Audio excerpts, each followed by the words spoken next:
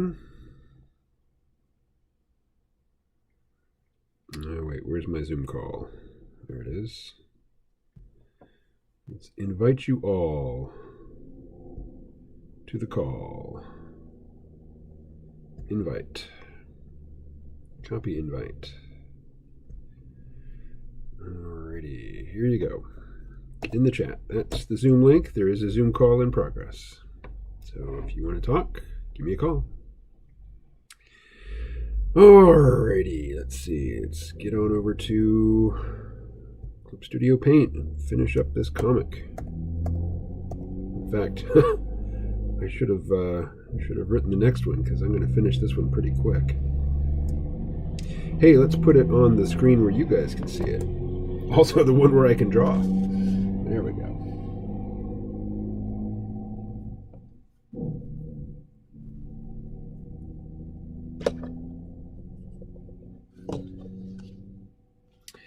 All right, let's see. Let's get the dialogue turned back on.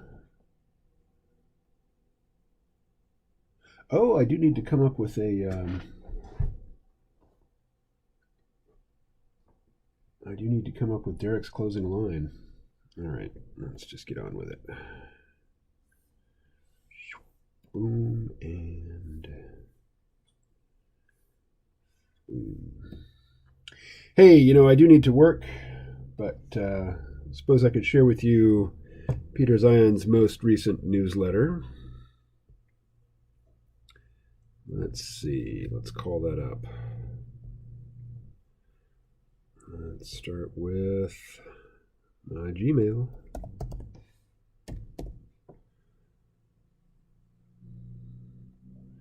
And then, let's see, where is it? Peter Zion, Life After Trump, Part 8. The Crisis List, China. So we are going to go to the website so you guys don't see all the email in my email inbox. And here we go.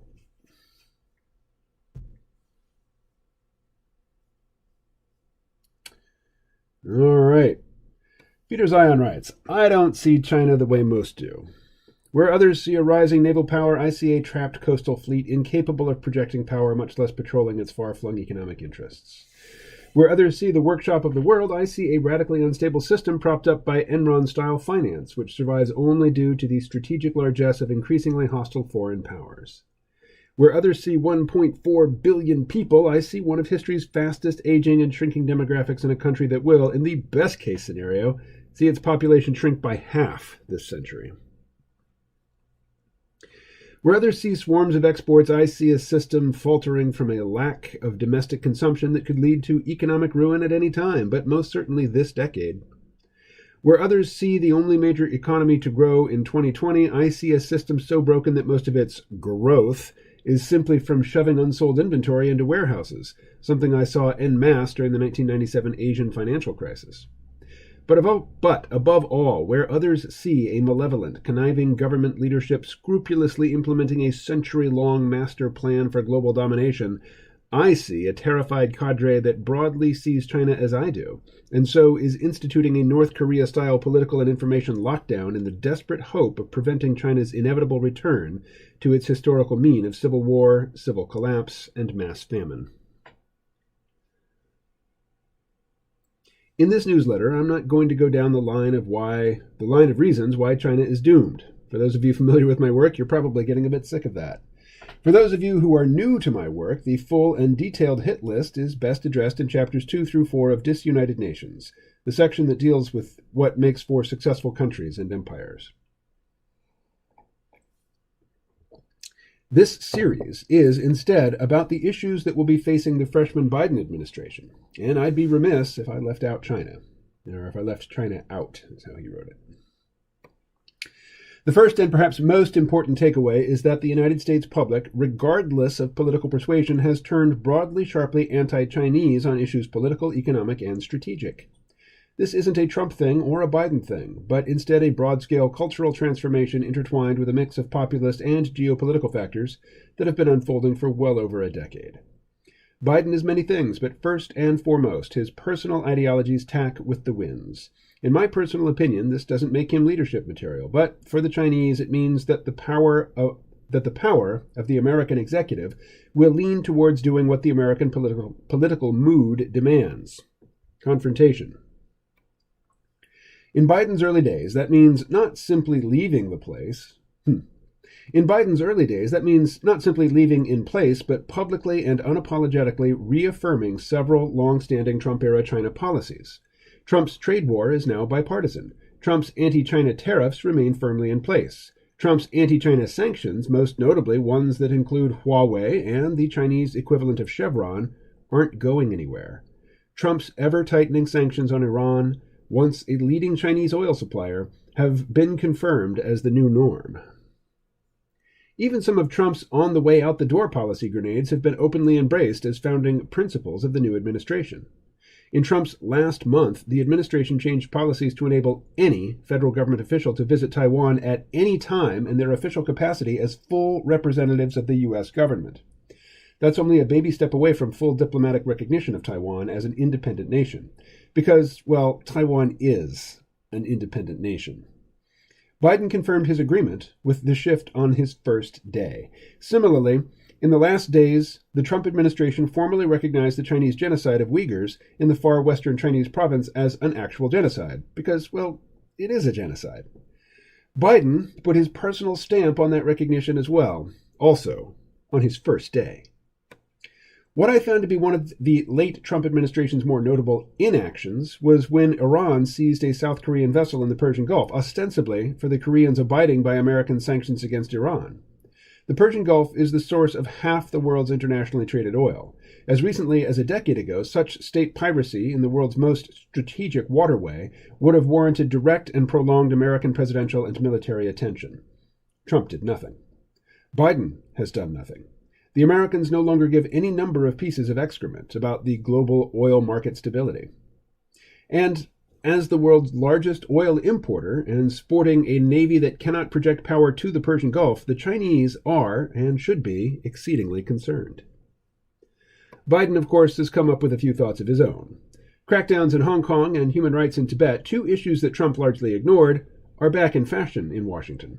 So far, Team Biden has only offered rhetoric on the topics, but state policy is likely to be updated to and including up to and including some degree of sanctions within a few weeks. Trump also tended to play down territorial disputes, particularly as regards the South China Sea, a shallow waterway that Beijing hilariously and under international law illegally claims in its entirety, let's try that again. Trump also tended to play down territorial disputes, particularly as regards the South China Sea, a shallow waterway that Beijing, hilariously, and under international law illegally, claims in its entirety, despite nearly all of it being closer to Vietnam, the Philippines, or Malaysia than to the Chinese mainland. In his first week, Biden ordered nothing less than 2 aircraft carrier battle groups to sail nice and slow through the entire area in mocking defiance of Chinese claims. Perhaps the bit that has me most interested in the weeks to come is Biden's new trade negotiator, Catherine Tai, I guess it is. The U.S. trade representative typically has few friends. It is his or her job to both enforce and negotiate all trade deals the United States is party to. Trump's USTR, Robert Lighthizer, successfully completed deals with the Koreans and Japanese, as well as an updating of the NAFTA Accords. He is an old trade hand, steeped in the fractious world of international negotiations. Now, shouldn't that be steeped? Anyway. Tai is not. She has never managed a large staff. She has never participated in a meaningful large-scale international negotiation, much less led one. She did work for USTR's office under the Obama administration, although doing nothing that would be confused with a leadership role. Until a few weeks ago, she was simply a high-ranking congressional staffer. Knowledgeable about the issues? Absolutely and undeniably. Heavily seasoned in the world of international diplomacy? Absolutely and undeniably not. What Tai is America-focused. Until now, her job has been Until now, her job has been to fine-tune Lighthizer deals so that when they are brought to the congressional floors, they enjoy as broad and as bipartisan support as is humanly possible. She successfully rode point on NAFTA 2's ratification with House Ways and Means, by far Congress's most powerful committee. Unlike Lighthizer, who had a reputation for intentionally abrasive and supremely dislikable hyper-competence, everyone in Congress apparently loves Katherine Tai. To my knowledge, she is the only person in human history that both Elizabeth Warren and Rand Paul have said obliquely kind things about. Heady stuff. Tai is not a negotiator, but instead a trade lawyer. And that tells me everything I need to know about Biden's developing trade agenda.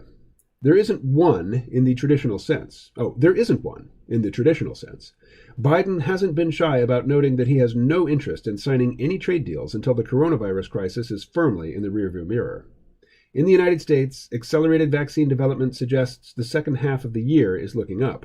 But the rest of the advanced world isn't going to achieve mass vaccination until very close to year's end, and the developing world will take, at minimum, a year more. Aside from a deal with a post-Brexit and increasingly economically desperate United Kingdom, there aren't likely to be any meaningful deals negotiated during the Biden administration at all. But again, Tai is a trade lawyer. She wasn't brought on to negotiate new deals. She was brought on to sue any country violating the letter or the spirit of U.S. trade law, which is pretty much everyone. If I lived in Europe, I'd be very worried about this. A trade war is imminent. But the foreign power Tai has the most direct experience with is China itself. During Tai's stint with the U.S. Trade Representative, she spent some time as chief counsel for trade. She spent some time as chief counsel for China trade enforcement. That's a fancy way of saying she knows how to sue Beijing. Oh yeah, and one more thing. While Tai is a full-blooded American, born in Connecticut, ethnically she is Taiwanese. It doesn't really matter whether Biden meant for his new USTR's background to matter. It will. The Chinese Communist Party perceives the collective actions and omissions out of the new administration as a full-court press against the interests of the CCP. They aren't wrong, and they'll be looking for ways to push back. All right. Well, that was a rocky reading, and I'd actually read it earlier today, so it wasn't even a cold reading. All righty. Yep, it's fixed. Right on. Let's see. Oh, let's get that off the big screen there.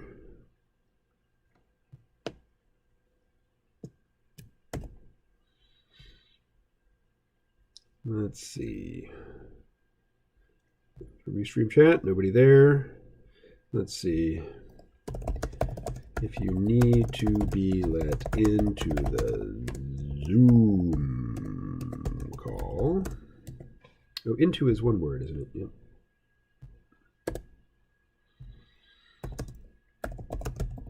Hit me up here in the YouTube chat. All right. Let me get my YouTube channel.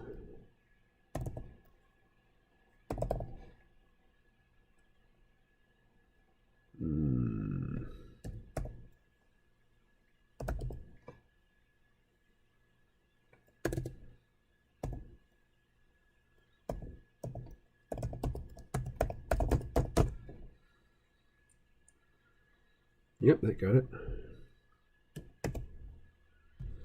Who's here? Hey, it's Ben Rubber. Yodelay hee hoo. Are you trying to get into the Zoom call? Let's see. Nope. Nobody waiting. All right. Pardon me a moment. I'm going to send one quick email.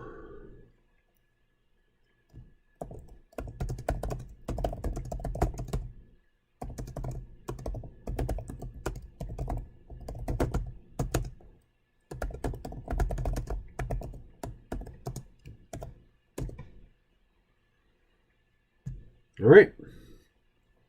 So, Ben Rubber, what's up? You like that call yesterday with Ben from Ohio? He's a knowledgeable dude.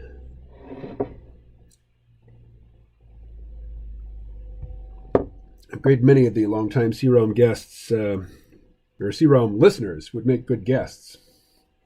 And some of them have. Alrighty. Turning on the tabmate.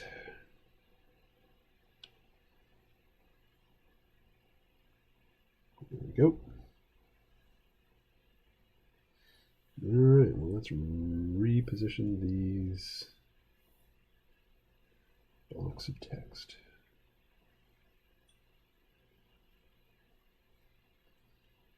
Okay. Let's throw the grid on. View grid. Come on. What's going on? I don't want the grid to come on.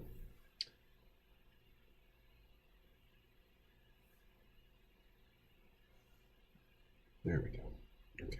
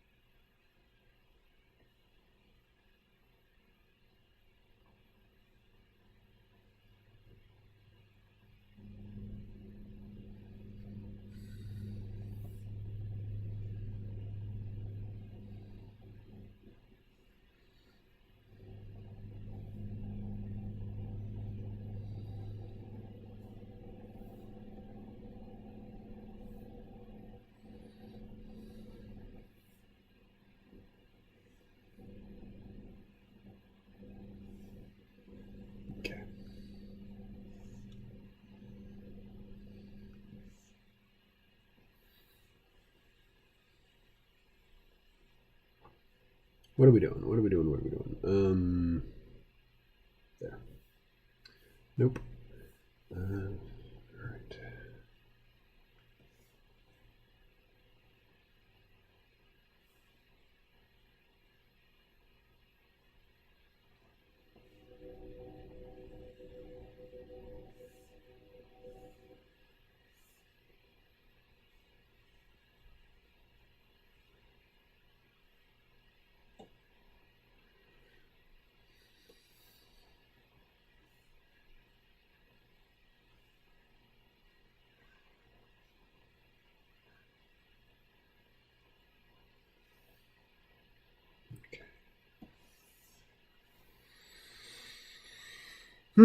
Yeah, he was a knowledgeable Ben.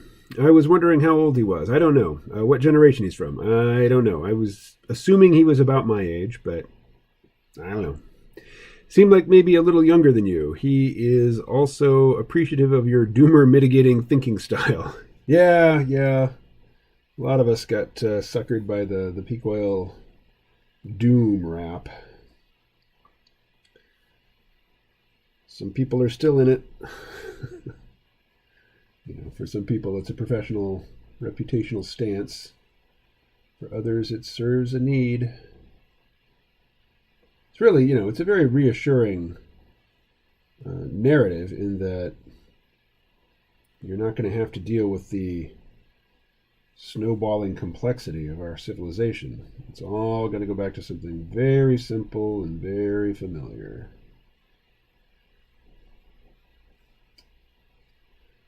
All right.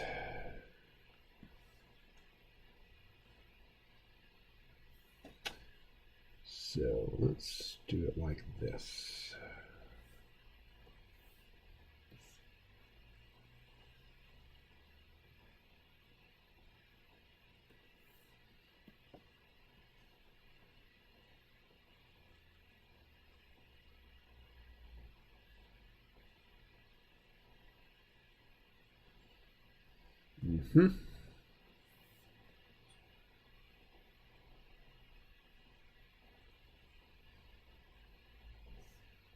There we go. Good call, kiddo. You're like some kind of real deal genius. Miskatonic students ain't exactly known for that practicality. And Pix says, let's break that up.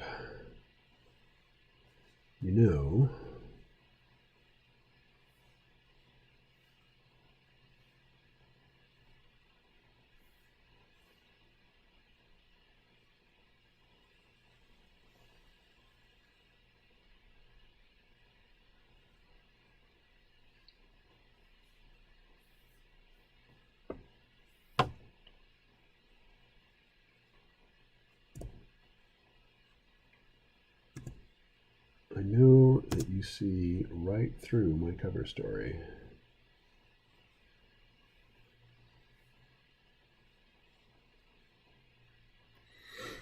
Let's see. I finished Founding Finance. I wonder if reading my notes would infringe on Hoagland's proprietary arrangements. Anyway, I will not speak to that situation. Let's see. Let's crank it up to like a 35.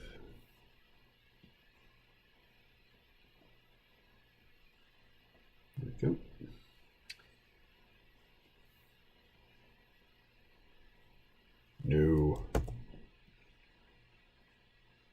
No, what's going on with that?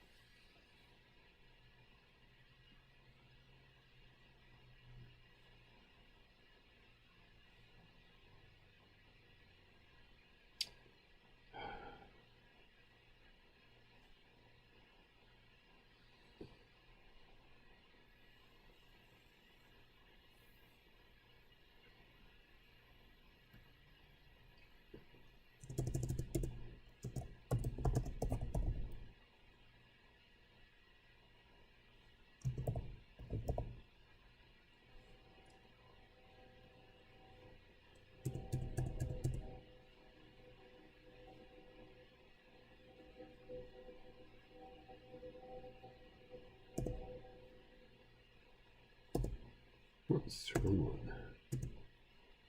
This is one of the things I like least about Clip Studio Paint is manipulating text.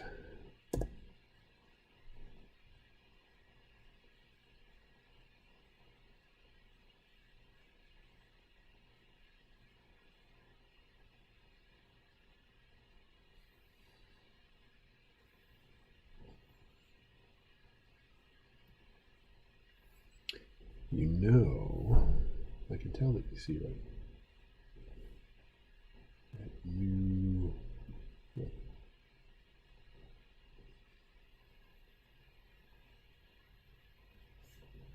Let's do that. Okay.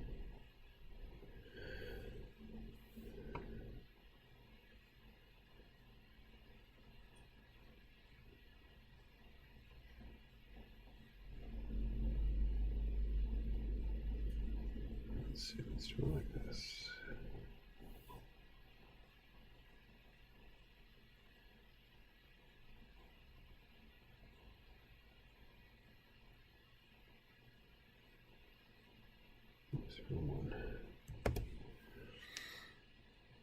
Let's see.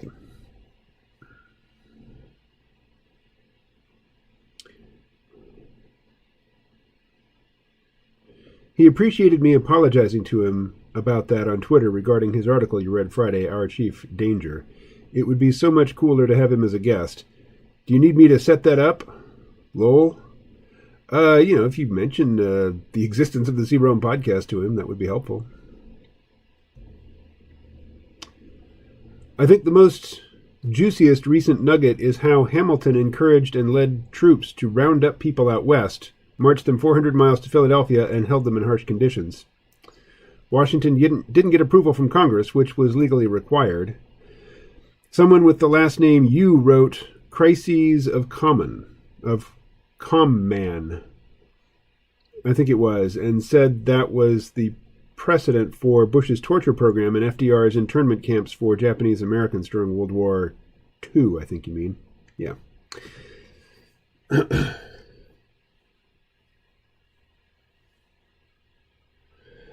Yeah, well, I mean, if you haven't read Howard Zinn's People's History of the United States, there's some pretty damning and shocking stuff in there, about how Washington treated his troops.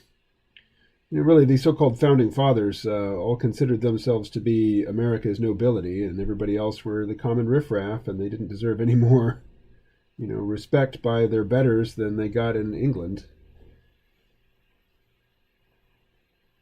Equality was just not on the minds of the founders. It was not their, not their ballyhoo, ballywick.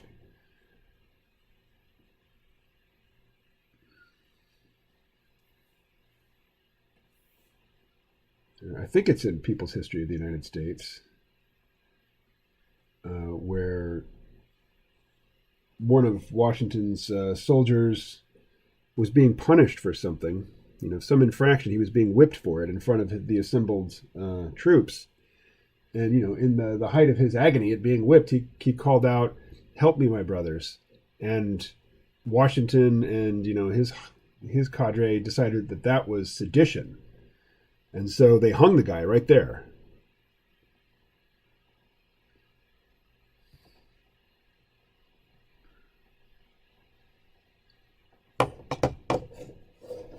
All right.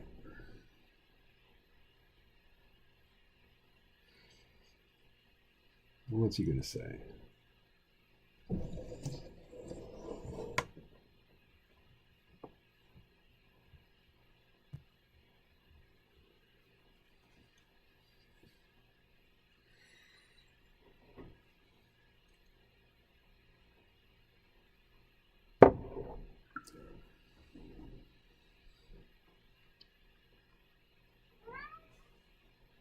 You think so?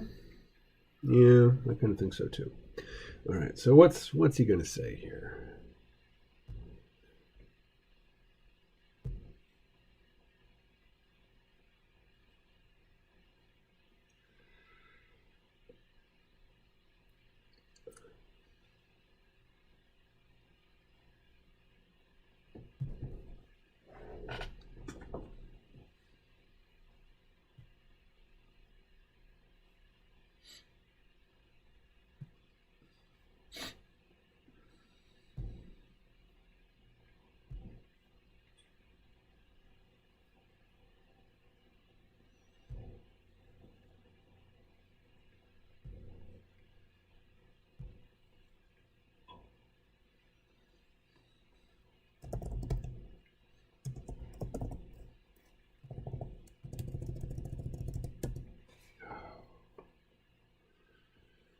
All right.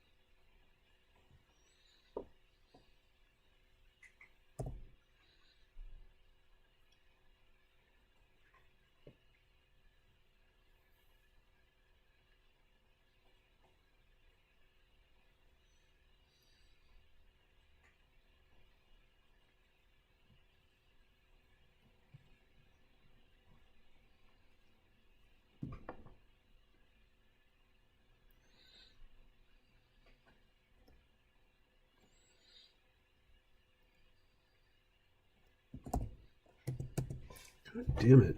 How do I change the default properties of the text? This pisses me off.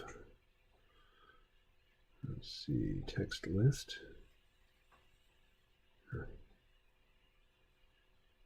Okay. Well.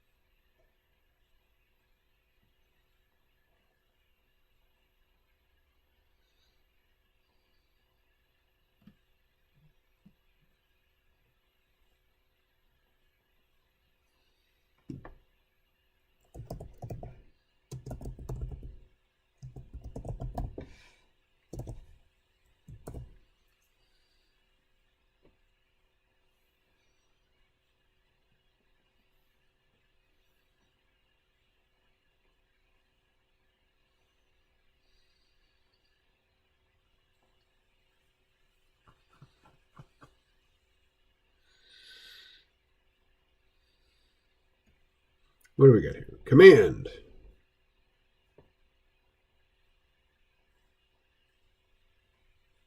You think the command key? There is no command key. That's an Apple thing.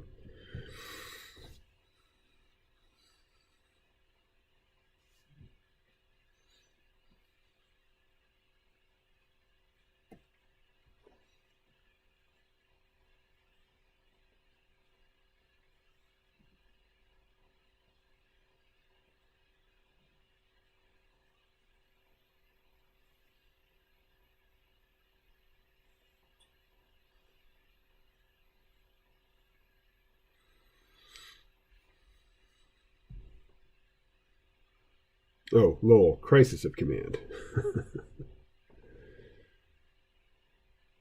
What was it? Oh, I see. Yeah, missing D. D makes all the difference. Crisis of command. And I think it was and said that was the precedent for Bush's torture program. Yeah. Let's see.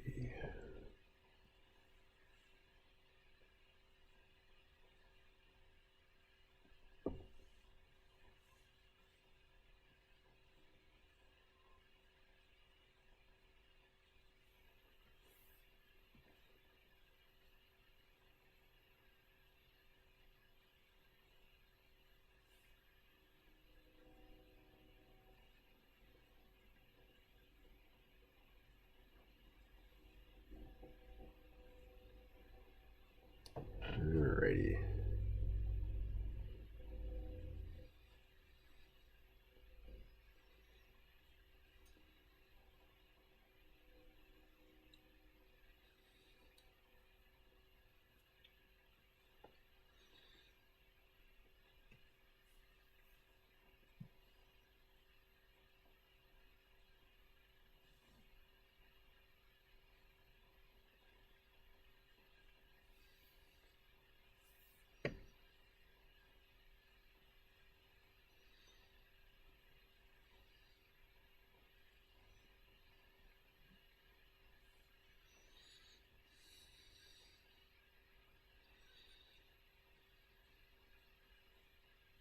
Come on, what are we doing? That's what we're doing.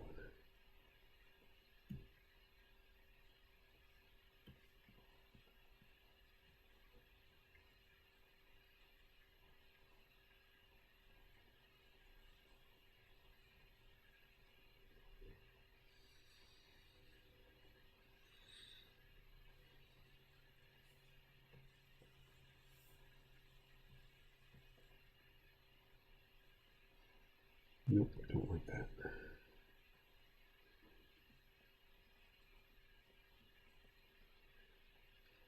that either.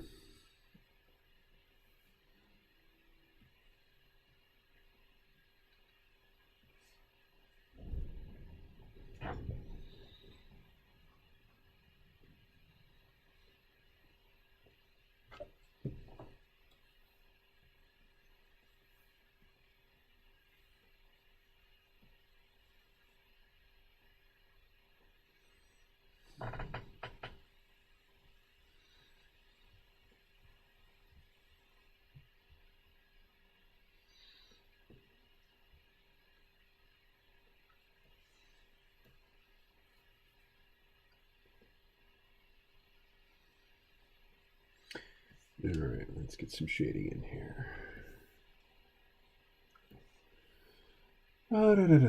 Let's see, character tones.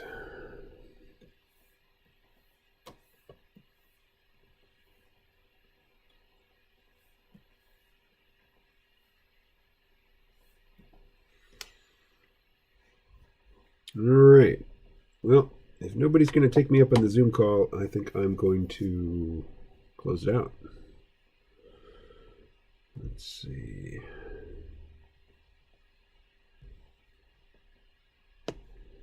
Here I am, looking grumpy. All right, ending the call. Looking at the chat, I see nothing. End.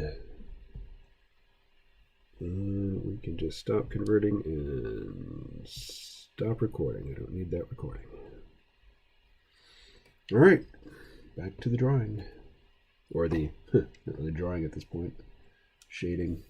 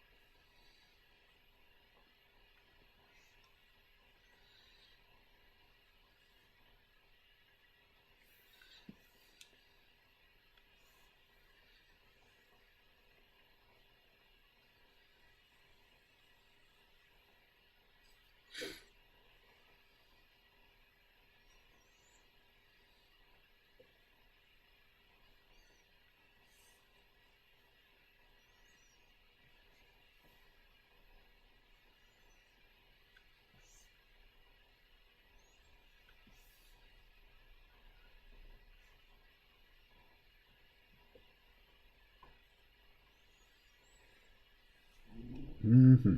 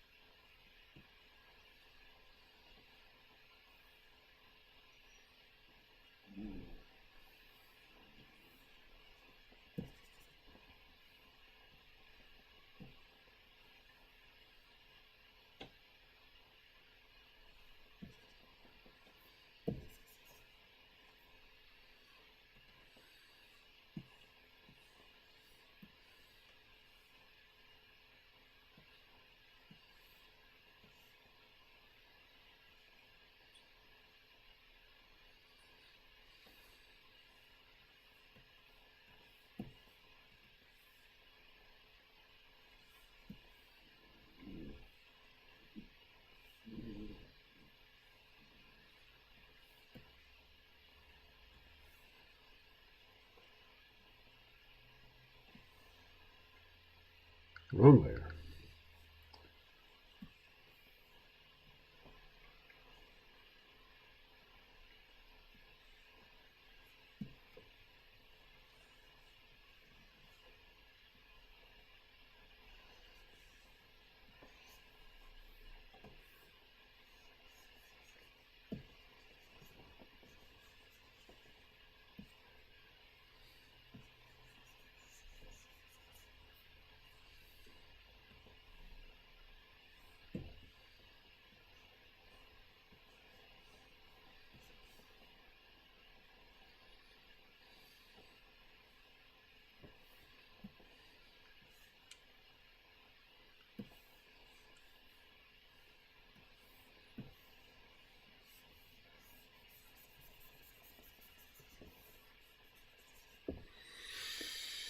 Hmm.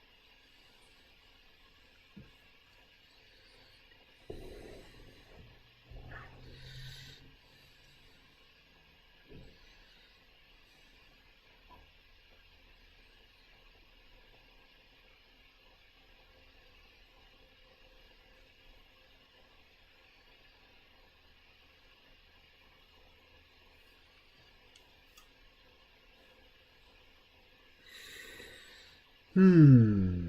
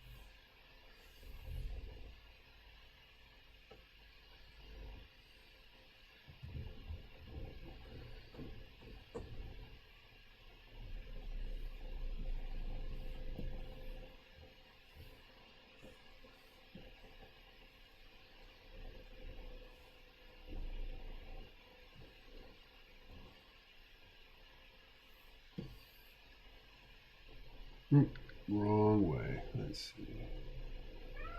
Yeah, that's right, kitty. What you said. Tones. There.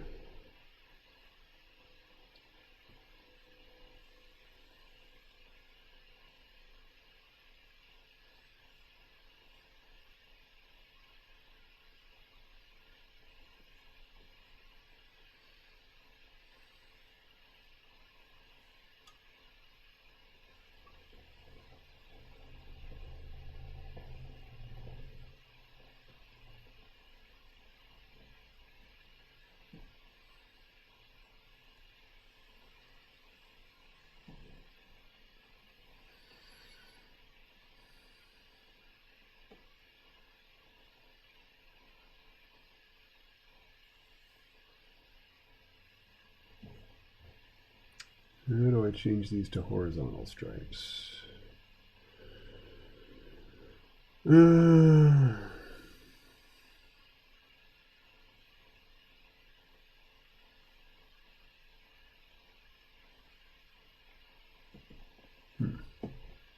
going on? Got the wrong tool selected.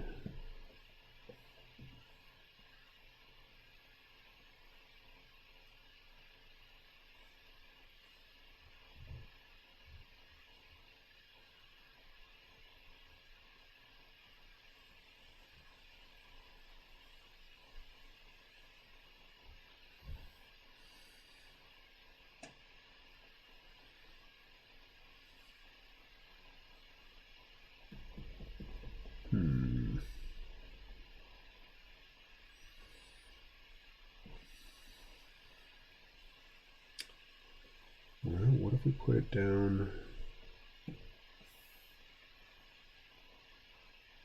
as vertical and then we rasterize it and rotate it?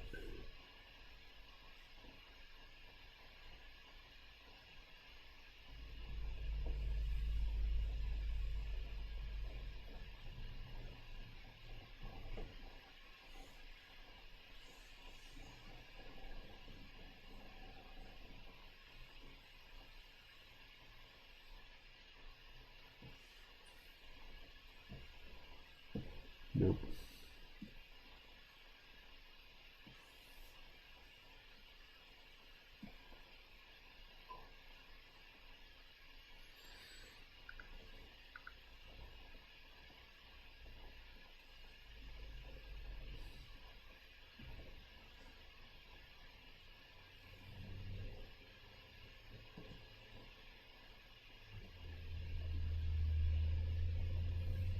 Why can't I select that? Ugh.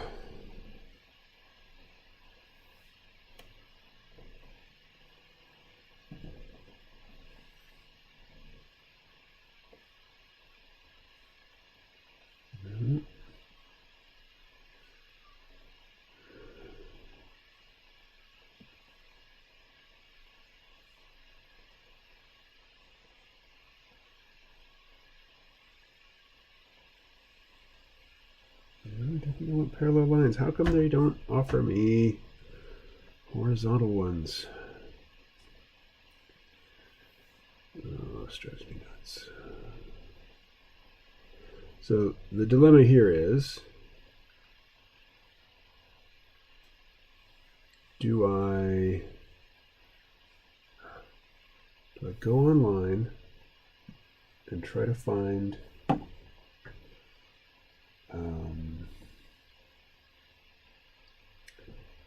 some explanation as to how I can turn these horizontal?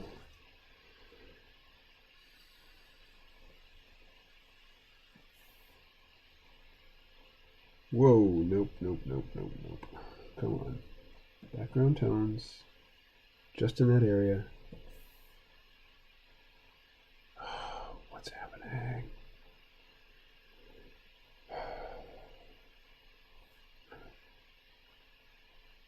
It's got me back on that layer. This is the layer I want to work with.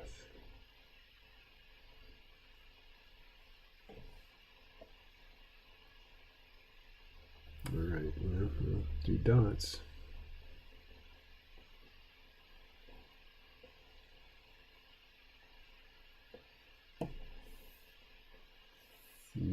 What happened to my selection?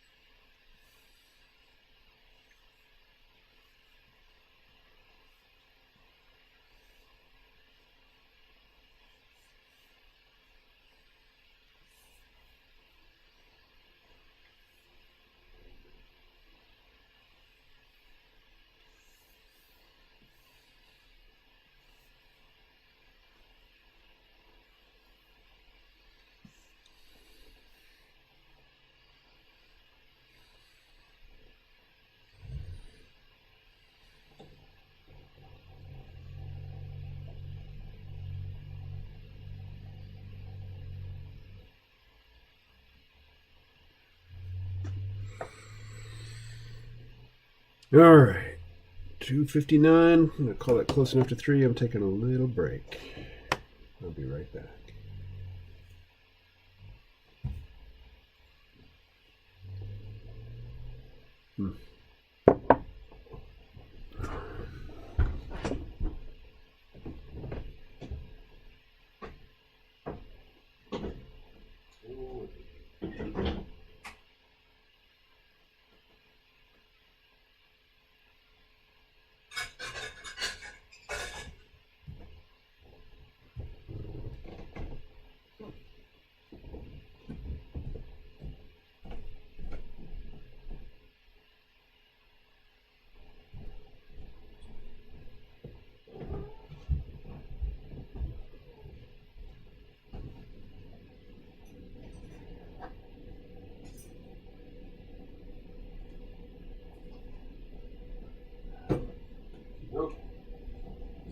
Thank you.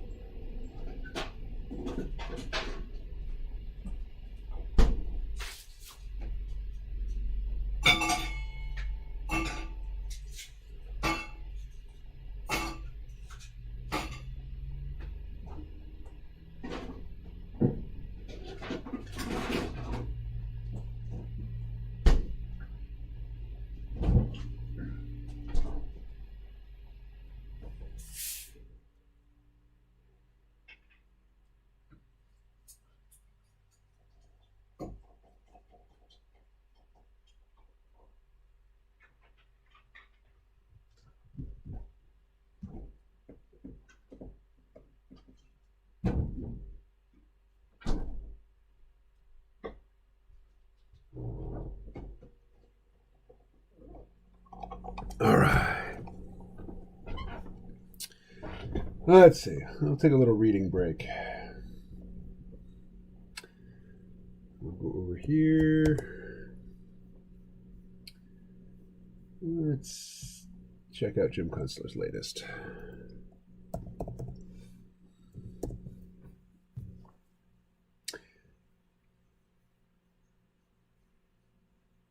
Unity, in scare quotes. In their latest act of degeneracy, disguised as virtue, the progressive Westerners of Washington failed again to nail that old orange coonskin to the wall. Rather, they only embarrassed themselves in the effort, even as far as submitting faked evidence. You'd think there would be some penalty for dishonoring Congress like that, but Representative Eric Swalwell, Democrat of California, has for now just skated for submitting doctored Twitter posts to the Court of Senators. Watch now as some wokeness-inflamed D.C. prosecutor is enlisted by the lawfare beagles to charge former President Trump with a catalog of crimes under the city's ordinary statutes. They'll get a conviction pronto in a local D.C. court for sure, considering the town's demographics, and then the appeals will drag on well into the next ice age. In the meantime, as long as he remains healthy and evades assassins' bullets, Mr. Trump will go after his antagonists in Congress like a mad dog toward a 2022 midterm. Mr. Swalwell had better learn to code, or maybe his talents are more attuned to hackery. The impeachment loss, which was predetermined by simple math, seems to have only driven Nancy Pelosi crazier, perhaps because there are no more traps she can lay for the ex-president, or maybe because her manager's strategy was revealed to be so shamelessly dishonest. Now she must turn her attention to the woke agenda, which, she may sense, will only accelerate a cratering U.S. economy. Things like the inane Green New Deal and open borders and disabling what's left of the American oil industry. Good luck with your to-do list, Nance. Mr. Biden, rumored to be president, or at least regarding himself as such, has been proclaiming the wish to unite the warring tribes of America. He may say so, but he doesn't really mean it, not one little bit, and everybody knows it.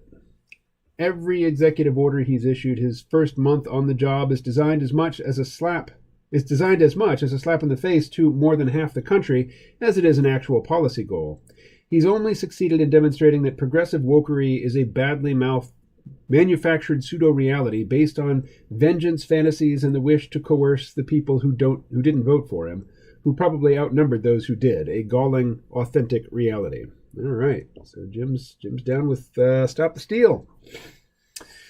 This played out dramatically last week in a telephone parley between Mr. Biden and Florida Governor Ron DeSantis over the governor's refusal to lock down his state. The world-famous Dr. Fauci was also on the call, in which Mr. Biden threatened to curtail American citizens' travel to Florida by road and air, since an offshoot of COVID-19 policy has been to drive a huge demographic exodus from the economically failing states of New York, Illinois, and California down there.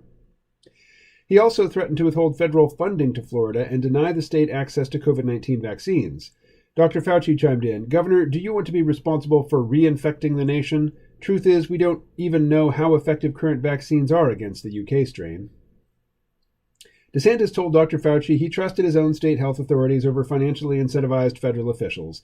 The conclusion of the conference call went like this. "How much do you stand to earn from these vaccines, Dr. Fauci? And Joe, if you continue with this course of action, I will authorize the state National Guard to protect the movement of Floridians," DeSantis said. "Address me as Mr. President or President Biden," Biden said. "I will not, and you can go fuck yourself," DeSantis said before hanging up. Really? Now that got right to the point, didn't it? And consider this was not just Citizen Joe Blow mouthing off to alleged President Joe B., but the governor of a populous state. And what if it suggests a trend?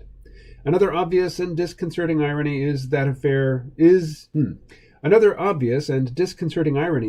was, of course, that Mr. Biden seeks to restrict the movement of people across Florida's borders for fear of spreading new strains of COVID-19, while he insolently authorizes thousands of illegal aliens to cross our border with Mexico daily, with no testing for the virus. Could Mr. Biden's intentions look any worse? The calls for unity are a dodge. Unity requires broad consensual reality, not comically constructed pseudo-realities designed to cancel any notion of the common good, a common culture, or the public interest. Without Mr. Trump capering in the spotlight, all you see and hear is the clunky stage machinery of a dangerous mass entertainment aimed at a crude mindfuckery. Going forward, the frail and illegitimate Joe Biden is center stage in that spotlight. He's already screwed the pooch on so-called policy in less than a month. But the brutal facts of America's crippled economy are crashing down on him and his woke managers like the wrath of history. How long will it be before he just gets the hook? Yeah, how long indeed? I'd say President Joe has got a coin toss chance of finishing his term. And it's Parker. Hello, Parker. What you doing? What you got going on? I was just taking a little break from drawing to do some check-ins on the blogs. What's another one? Let's see what's going on at Zero Hedge.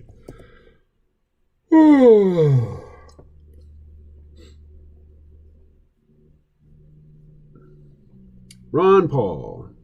Trump acquitted again, but Trump hatred continues. Let's see what Ron Paul's up to these days.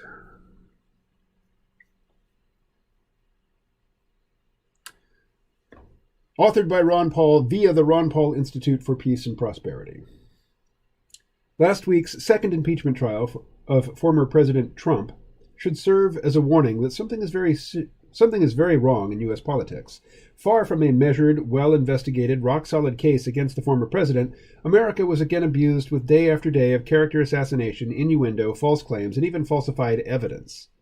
The trial wasn't intended to win a conviction of Trump for incitement because the Democrats already knew that the votes were not there.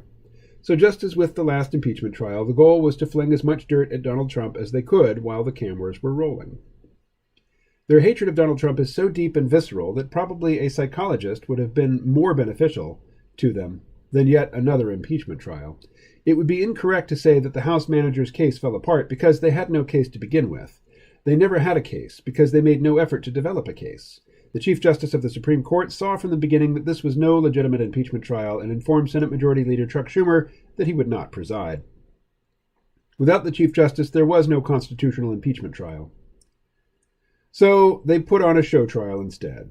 As a constitutional law professor, Jonathan Turley kept asking, why didn't the House schedule a single hearing to investigate what really happened up to and on the day of the Capitol melee on January 6th. They had weeks to do so. Professor Turley believes they might even have been able to make a decent case if they had tried. Why did they not call witnesses? Were there no rioters who could be called to explain under oath how Trump's speech had inspired them to enter the Capitol building to overturn the election? Were they afraid that under cross-examination we might have found out more about Trump Chief of Staff Mark Meadows' claim that Trump offered to deploy 10,000 National Guard troops in Washington before January 6th, but that his offer was rebuked? What about reports that Capitol Hill police were left without backup and unprepared for what happened? House and Senate leadership is responsible for security at Capitol Hill, and they obviously failed. Why? The House and Senate Democrats and a few Republicans did not succeed in their ultimate goal, preventing Trump from ever running again for political office. But that doesn't mean they are giving up. They are not about to give Citizen Trump a moment of peace. They are intent on continuing their witch hunt, but it looks less and less like any desire for justice. It looks like fear. They are afraid if he is allowed to run again, he may be elected. So they cannot allow that vote to happen. And they accuse Trump of undermining democracy. There were a number of reasons to impeach and convict President Trump while he was in office. Bombing Syria on bogus grounds without authorization was one of them. But Democrats love war as much as Republicans, so they weren't about to uphold their constitutional obligations. Okay, I get that you hate Trump, but what are you for? We're for hating Trump. What else is there? All right. Can't say that was exactly rousing or inspiring. Just back from the post office. One of the things I was shipping was Volo's Guide to Monsters, D&D. That sold for just over $30. Huh, not even familiar with that game supplement. Or is it a core rule book? It's been so long. Volo's Guide to Monsters.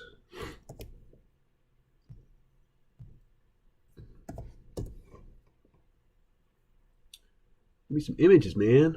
Show me the cover. Oh, it's way newer than I would be familiar with. 5th edition. Oh, yeah. I played AD&D, which is to say Advanced Dungeons and Dragons, which is the second least or third least advanced version there is. Volo's Guide to Monsters. All right. And how did you come upon Volo's Guide to Monsters? How did it come into your possession? All right, I got to get back to drawing. Get back to work.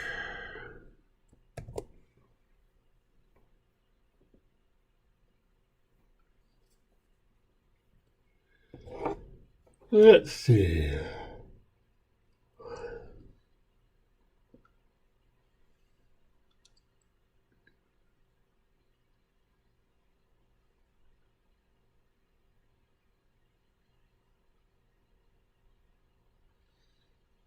You know what? I'm just going to call that done, actually.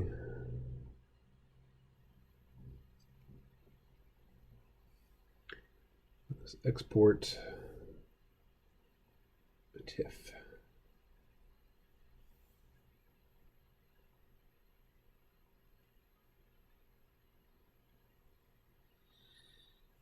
$100.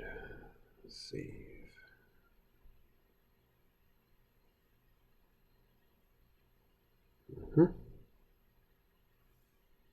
Okay.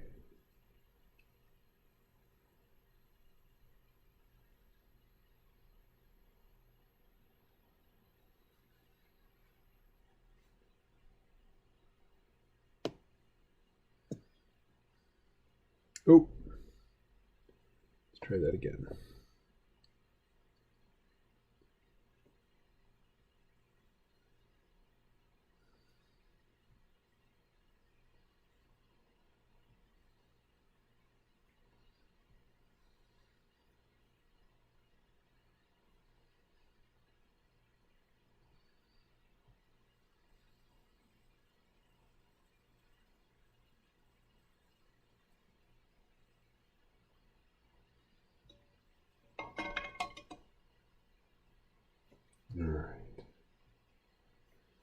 open this in Photoshop.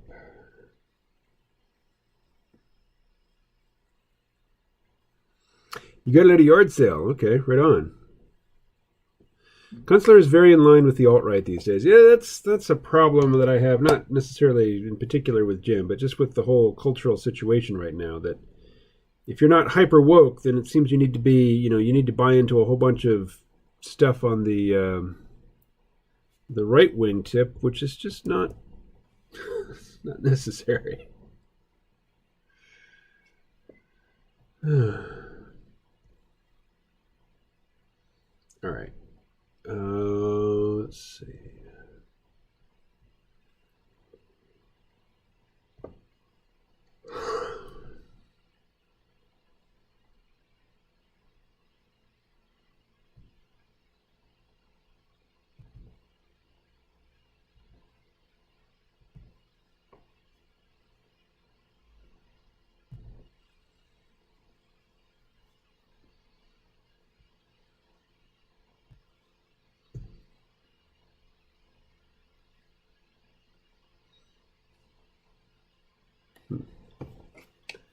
What's going on there?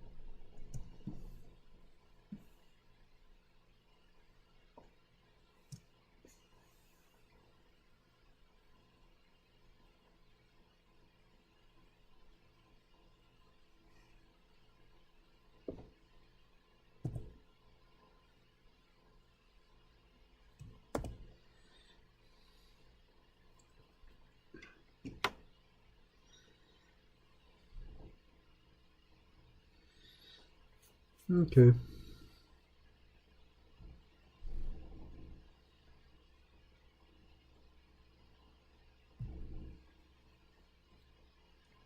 New messages. Like, if Trump's own attorney general, his own cybersecurity chief, and judges that he appointed all did not see any shenanigans, that should be a clear indication, even if you are on the right. Woke has come to be an abbreviation for completely different things depending on what side is talking about it.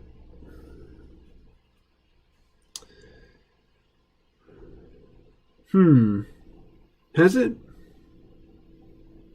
Not sure I'm convinced.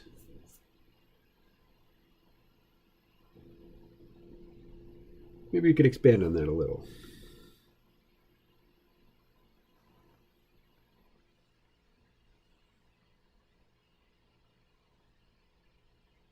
Let's try something here.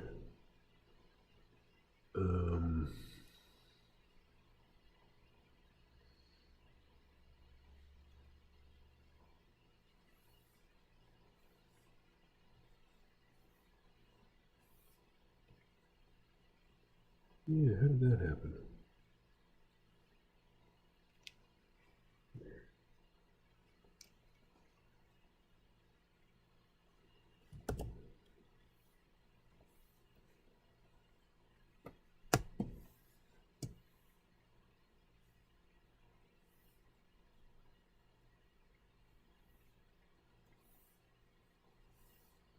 Let's see.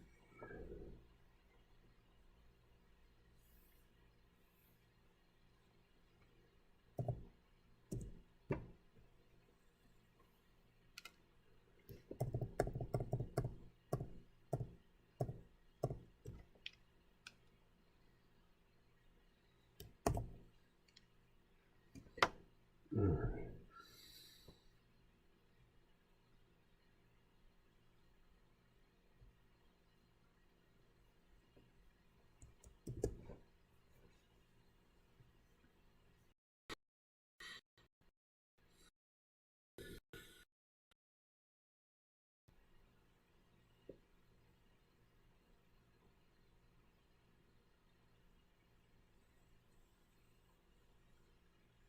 Oh, this is interesting. Okay, I'm going to read one more thing. Another zero hedge piece from Tim Knight from Slope of Hope. GMA isn't the only way to lose. With the earnings season winding down, there aren't many sexy stocks left for the WSB crowd, Wall Street Bets. But one meme stock that announced rather later in the cycle was Palantir. Over the weekend, the traders were flexing by putting in $200,000 and $300,000 bets, which in some cases represented most of the net worth of the given party. Well, that would be many times my net worth. Let's see. Options. Palantir, $43 call. What do we got here? All right, fellow degenerates, talking about YOLOing into Palantir and heading on a one-way trip to Valhalla makes me want to strut my stuff too. 6,480 shares total and some calls, $211,000 worth. If there's a dip, you fucking bet I'm buying more. YOLO. What does YOLO stand for?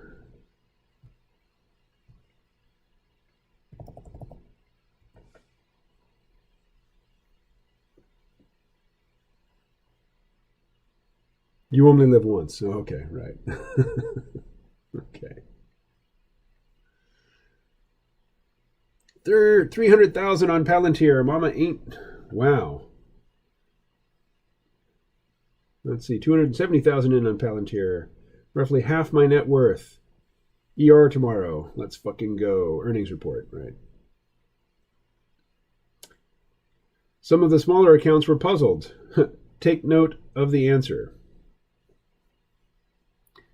How all you people have $200,000 just sitting around? That's my whole 401k. So how did the YOLO trade go? As I've been saying for the past couple of weeks on my show, Palantir looked vulnerable and post-meme and down hard this morning. It's clear that those short-dated call options are going to be worth toilet paper now.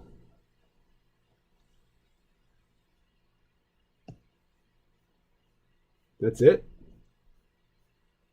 Well, okay.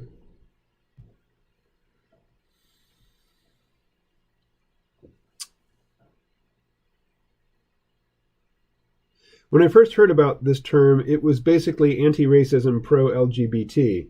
If you were to ask someone calling things woke as an insult, does that mean you are a racist homophobe? They would say, no, it's just about anti-free speech and ridiculous overreach.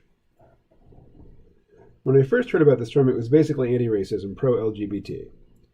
If you were to ask someone calling those things woke as an insult, does this mean you are a racist homophobe? If you were to ask someone calling things woke as an insult, is an insult? They would say, no, it's just about anti-free speech and ridiculous overreach. I'm not sure who the they is in your construction there. Who is... Okay, if you were to ask someone calling things woke as an insult, does that mean that you are a racist homophobe? They. Who's they in that sentence? I don't understand.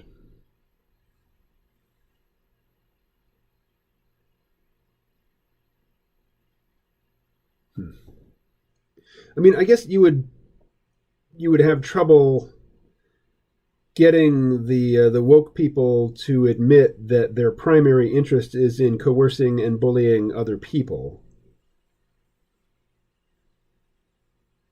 But they themselves, demonstrate that that's where they get their juice. Anyway, let's put this over there. And I thought I already had this open. There we go. Get a feel. Learn.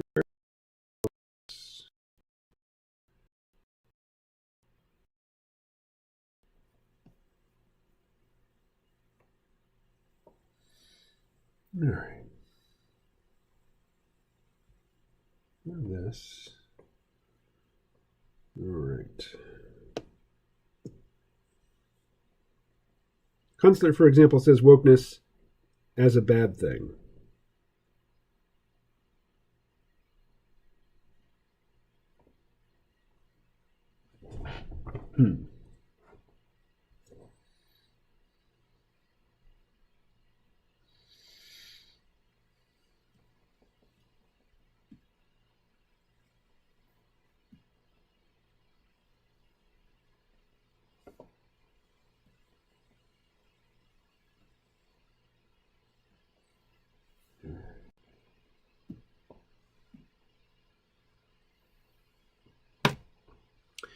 Taking the place of politically correct. Let's see. I read it much more often now as a criticism.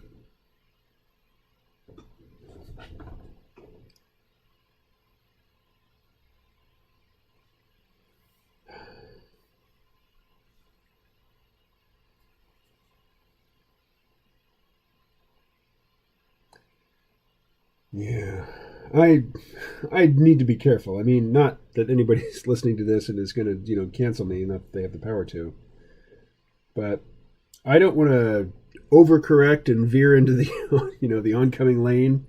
Like I think a lot of people who, used to be basically mainstream Democrats, and they're disgusted by the wokeness and the embrace of it by the establishment Democrats. They've veered overcorrected way too far, and now they're, as you say, pretty much alt-right. So I don't want to follow folks in that folly. But I just can't assign any positive value to wokeness. To me, it just means obsessed with race and gender to the exclusion of reality, and most importantly, to the exclusion of economics and class dynamics. To the point where anybody who speaks of class in response to wokeness is called a class essentialist, which, is just code for Nazi. I have no truck with the wokesters. Right down to the name. I mean, woke is supposed to be an adjective? What? Woke is a verb. Awake.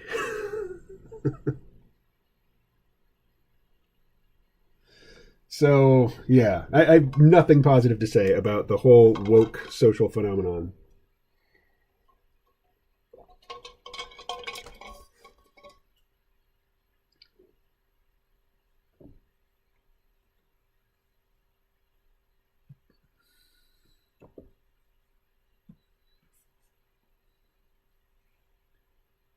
Let's see.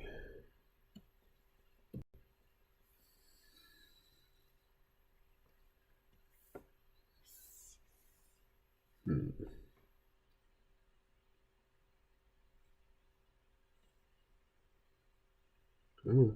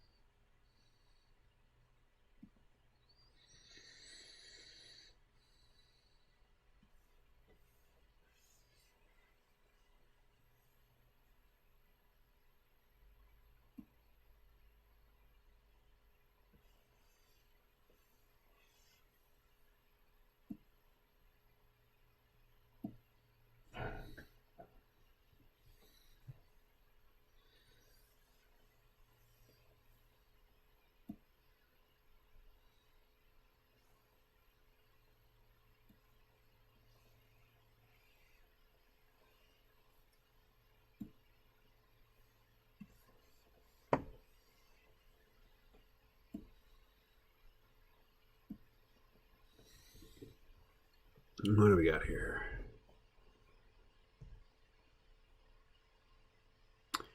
Right, you were seeing it as an overreach, and I think there is some good reason for that. But the idea of being woke, I think, started as a much milder thing, being aware of the existence of racism. Well, who wasn't aware of the existence of racism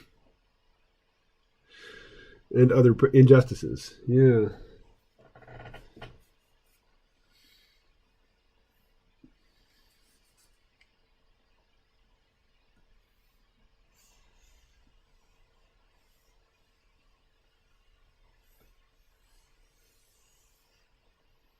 I mean, it's how I expect college students, leftist college students, which is most of them, and college administrators or made up discipline people. I would expect them to talk like that. It's just the fact that big tech and the Democratic Party has jumped on board. It's just yuck, yuckity yuck.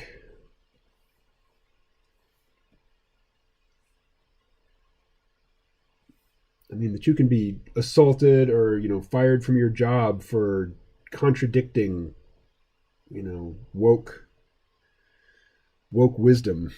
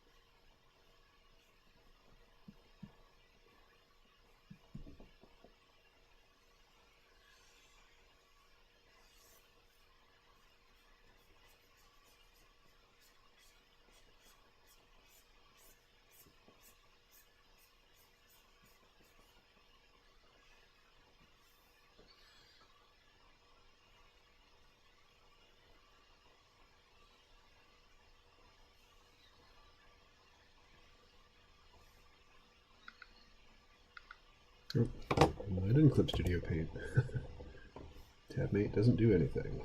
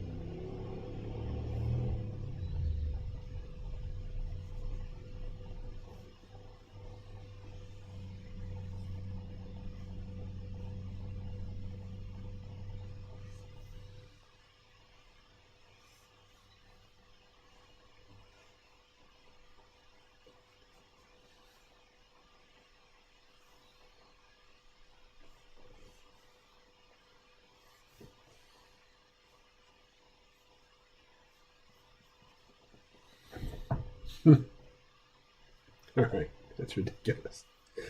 Let's see.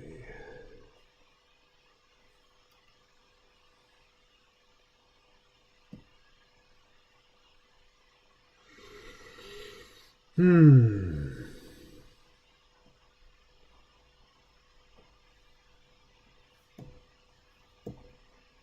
What did I do?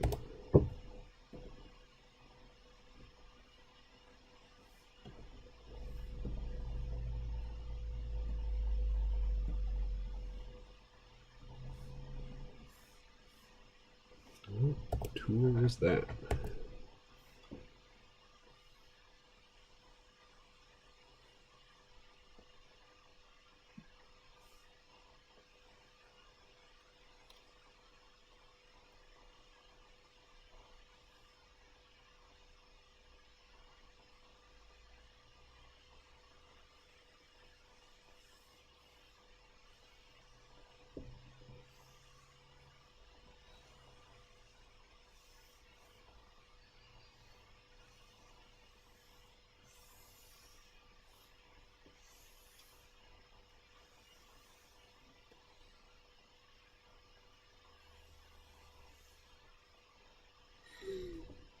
Let's see. I believe that are still other instances where you could be fired or held back in your company for non-woke things. I believe that there are still other instances where you could be fired or held back. Well, yeah, I mean, if you go to a company function and you get drunk and you act the fool, you could get fired, and it could have nothing to do with wokeness. There are plenty of family-run Christian conservative businesses out there. My last place of employment was more anti-woke than woke. Well, I think you've really hit upon the key word there is small businesses. You know, the big corporations are the ones that are kowtowing to wokeness.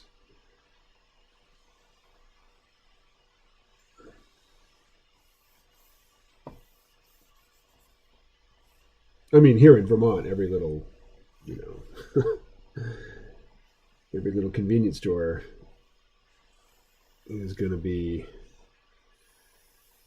Well, convenience stores are a different thing because, you know, it's working class, like nail banger guys that spend a lot of money at convenience stores, and poor people who are typically apolitical.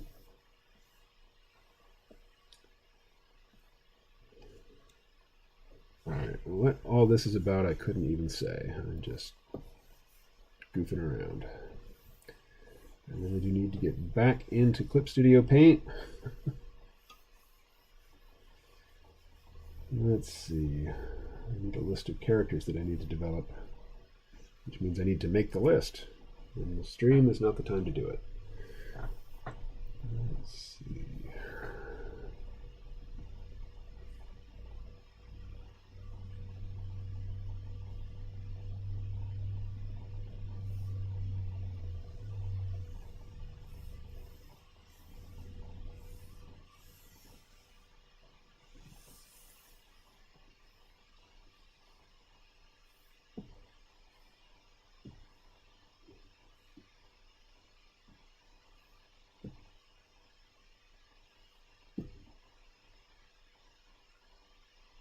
Oh.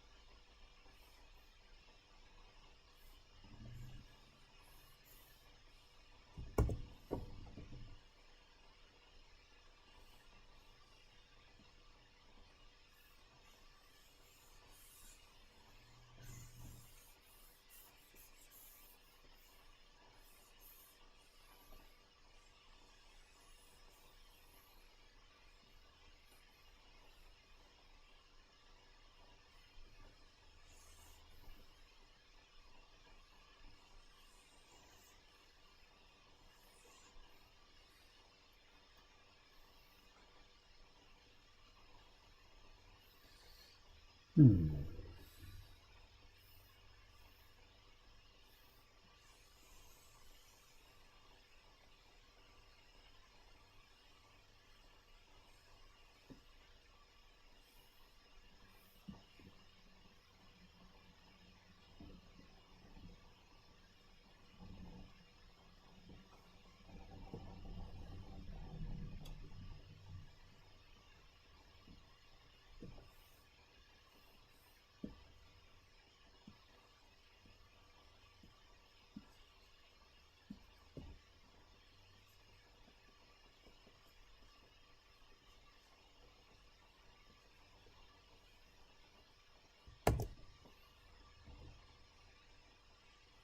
Mhm.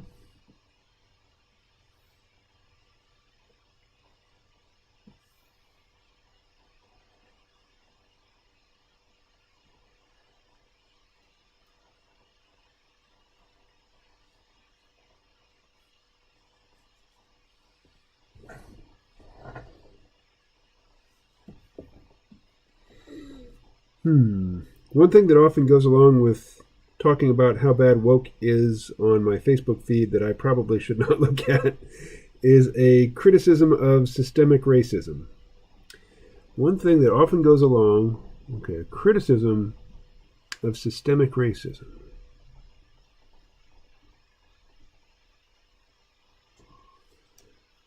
Yeah, I don't know that I necessarily have a whole lot to say about systemic racism.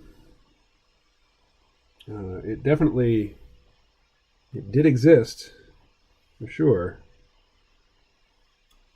And are there places where it has yet to be fully dismantled? Maybe. I'm open to the possibility that there are.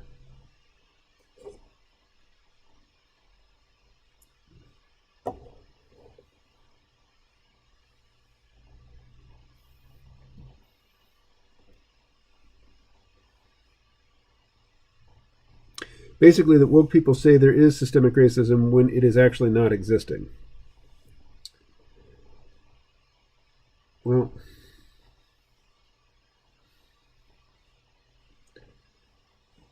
yeah, I guess I would need to hear more specifics about their claims before I could comment.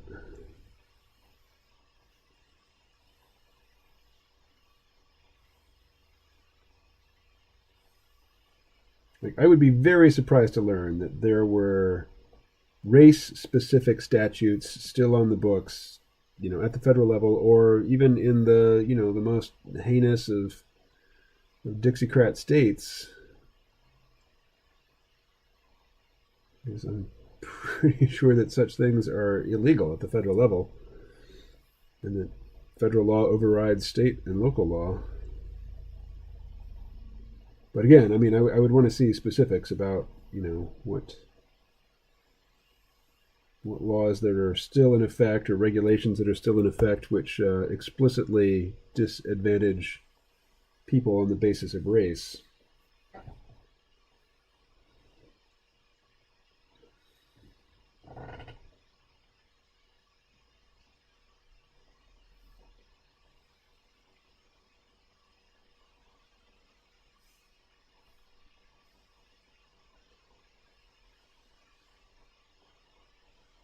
I was looking over somebody's shoulder the other day.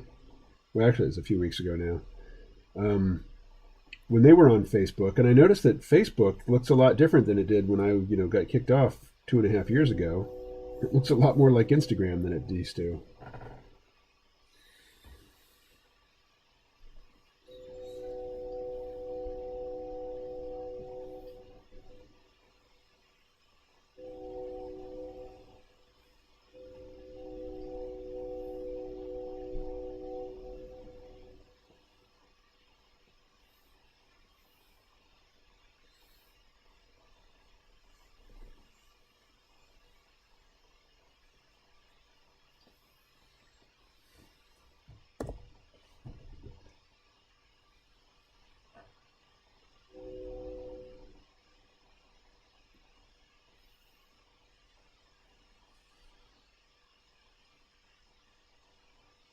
Basically, that what people say. Oh, yeah, I already read that.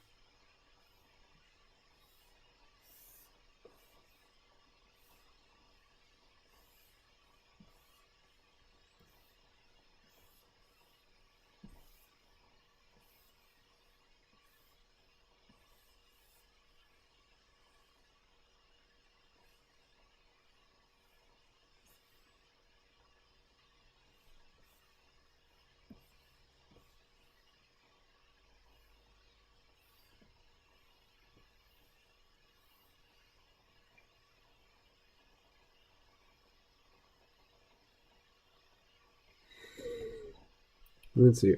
I don't think that racism needs to be codified to be systemic. It can also be just normal practice within an organization.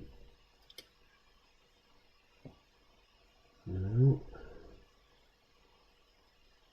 there are definitely norms that are not explicitly written down on paper. I remember I worked at a lawn care company and I did phone soliciting for them. It's my second job. And this is in Kansas City, Missouri, which has got a large black population. And most of the people that I was working with were black, but the boss was white. And one time we were talking, and he told me that when he first started at the company, when they were interviewing people, the person who was interviewing, if they were interviewing a black person, they would fill in like the first O that appears on the form, just as a clue to the higher ups, who were making the hiring decisions, that this is a black person not to be hired, regardless of what might be actually written, what the interviewer might write about the applicant on the job application. But this was in 1984. I mean, that was 30 years ago, more than that, like 40 years ago. And at the time, it was no longer the practice.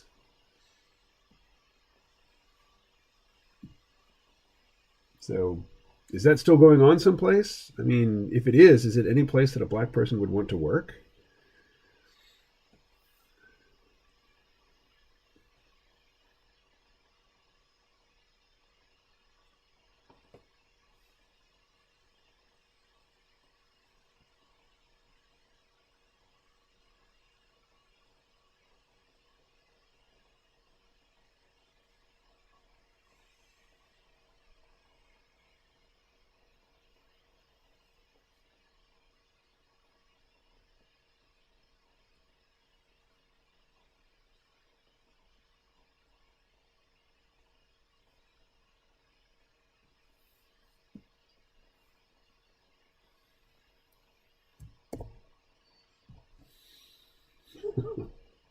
Who's this dude? I do not know. I do not know.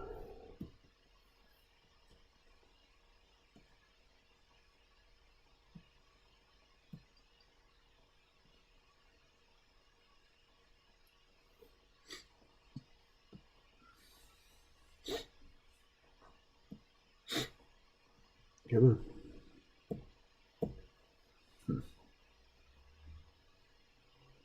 Oh, let's see.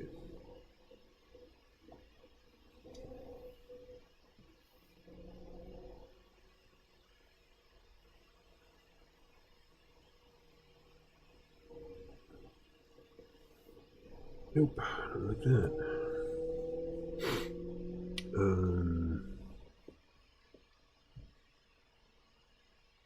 Dude looks serious. Yeah, the shades and lack of smile will do that. Let's see, what if... how can I do this?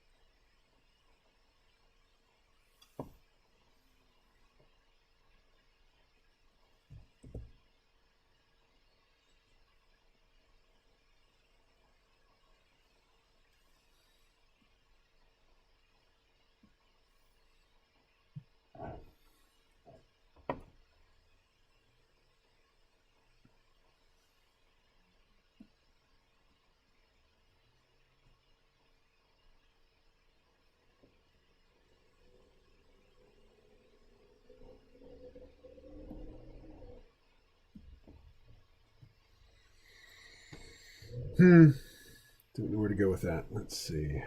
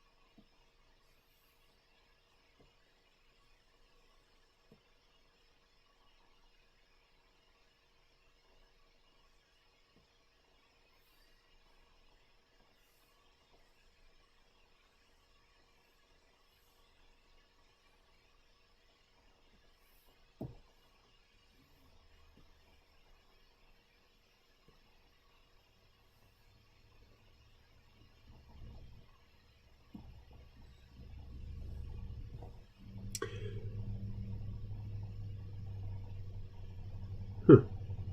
I watched a Joe Rogan clip about the word woke from 2 to 3 years ago.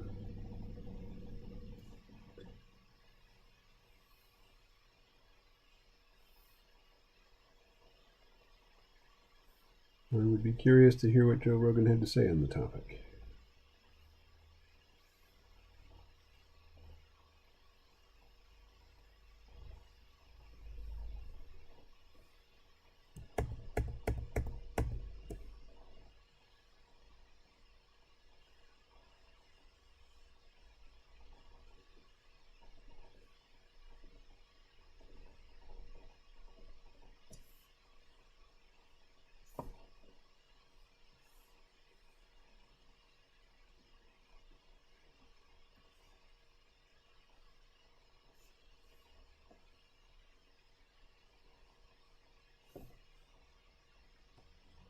The guest was using it with a positive connotation. Rogan was presciently wary of what the word may come to mean in the future. Yeah.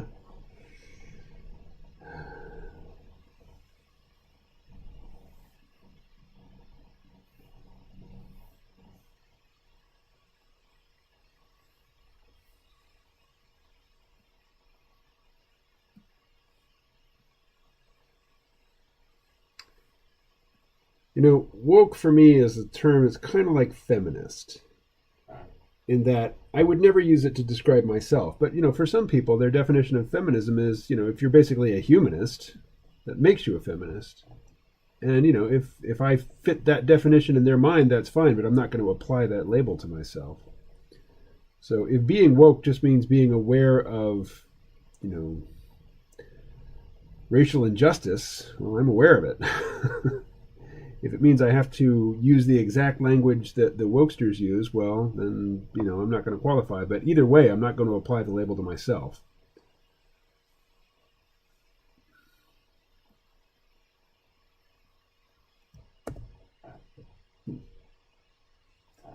Weird.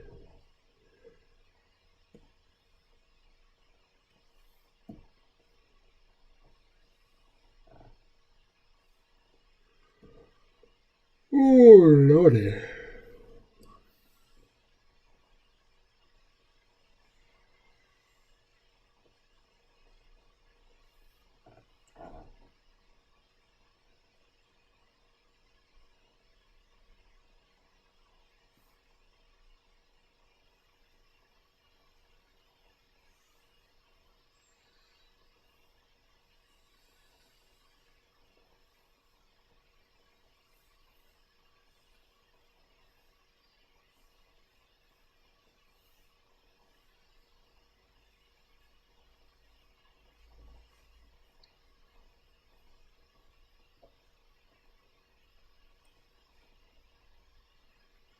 He noted that there is no set definition of woke and that it could just expand in meaning and become a thing of ridicule. Well, Joe Rogan is smarter than he claims to be. He regularly refers to himself as a moron.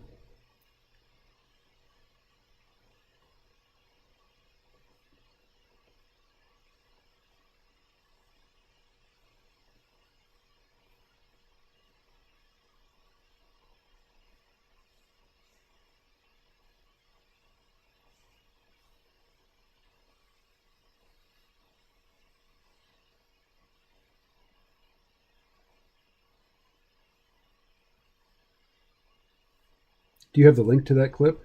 I'd be interested in watching it. I mean, I can't watch it here on the stream, but I would check it out later. Or I could mute the stream and watch it.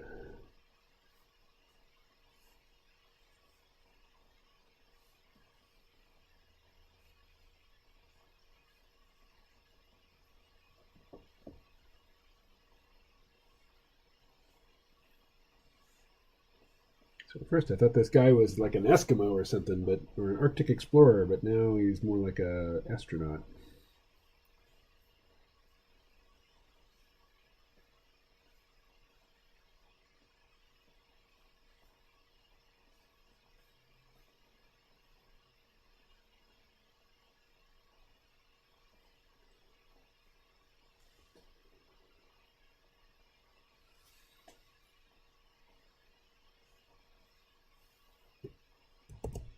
Let's see, I'm going to do a quick search. I'll use my phone and headphones. How about that?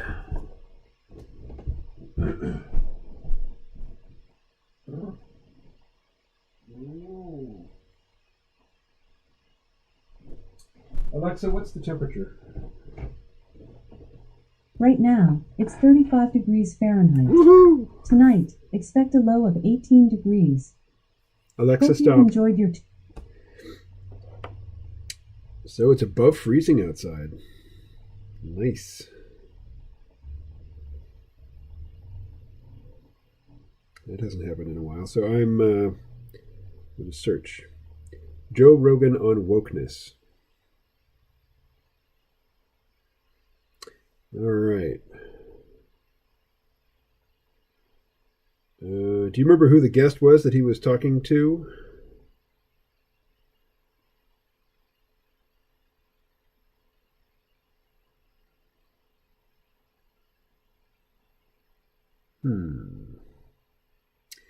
Joe Rogan compares wokeness to a cult, and his guest gets canceled from Twitter? ? This is from newsbreak.com. There are two groups of people in this world: people who think cancel culture is retarded and perma-offended woke twats. Okay, well, I'm not reading this.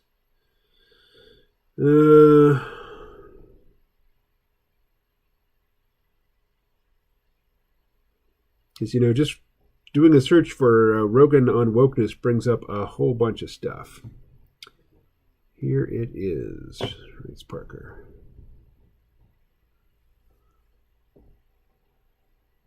I don't think you can post. Maybe you can. Let's see what we got. Joe Rogan, The Origins of Woke. Okay. Here we are. Ooh, it's 9 minutes long? Oh well. I'll listen and draw.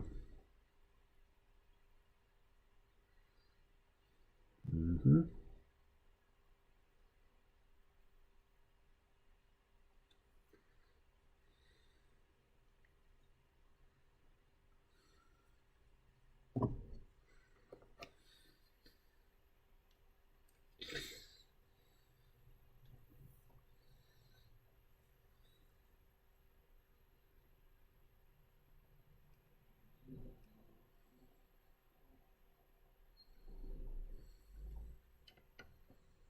I see a trap coming, says Joe. Yeah.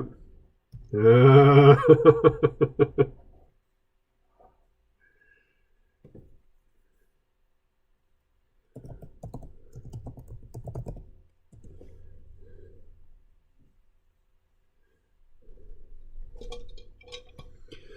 Woke is a term that originated in the United States referring. Let's see. Woke is a term that originated in the United States referring to a perceived awareness of issues that concern social justice and racial justice. It derives from the African American vernacular English expression stay woke, whose grammatical aspect refers to a continuing awareness of these issues.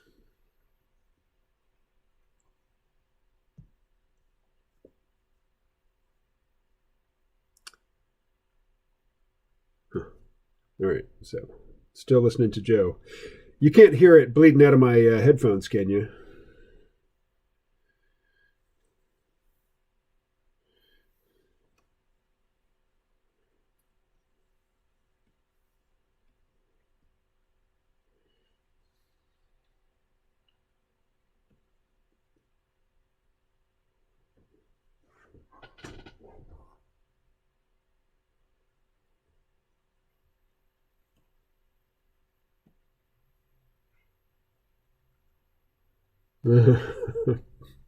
Kung fu without fighting.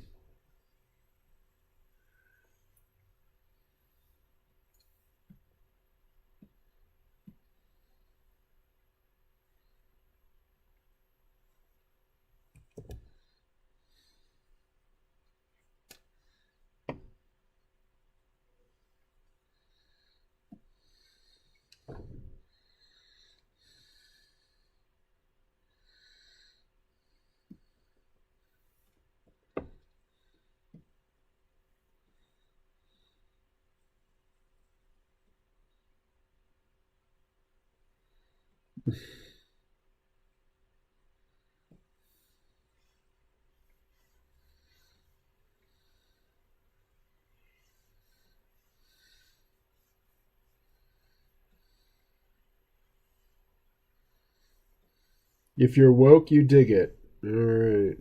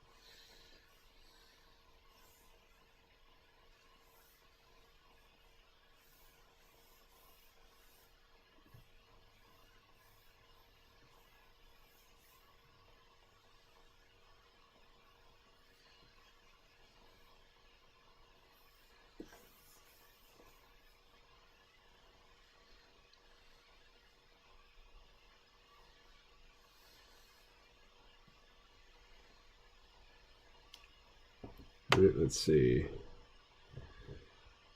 So I'm up to if you're woke, you dig it. Anyway, I think I've heard Joe Rogan's insightful comments there, and now they're just bantering. So I'm going to stop listening at this point. But yeah, if you're woke, you dig it. In fact, that's what this dude's going to be saying. Let's see.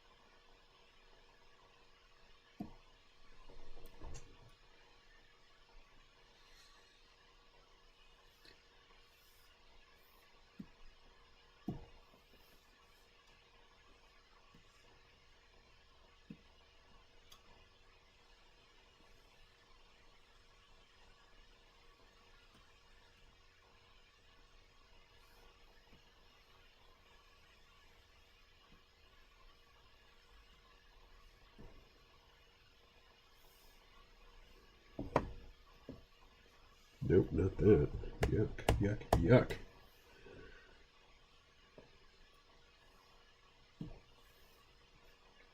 Nope.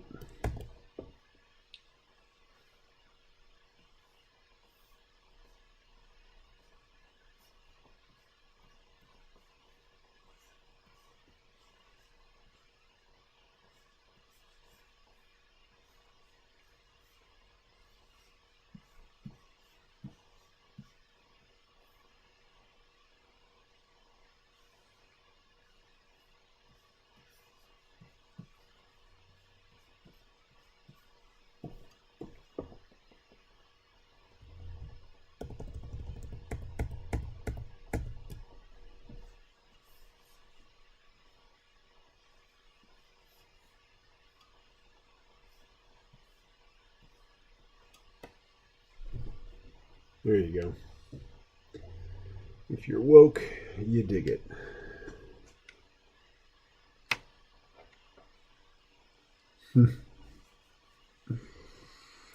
What do we got now? But note how the guest felt about woke back then. Yeah, no, he thought it just meant fair-minded or, aware. Like, why would anyone not want to be woke? Well, I think Joe hit it. You sound like an ignorant idiot. Woke is a verb.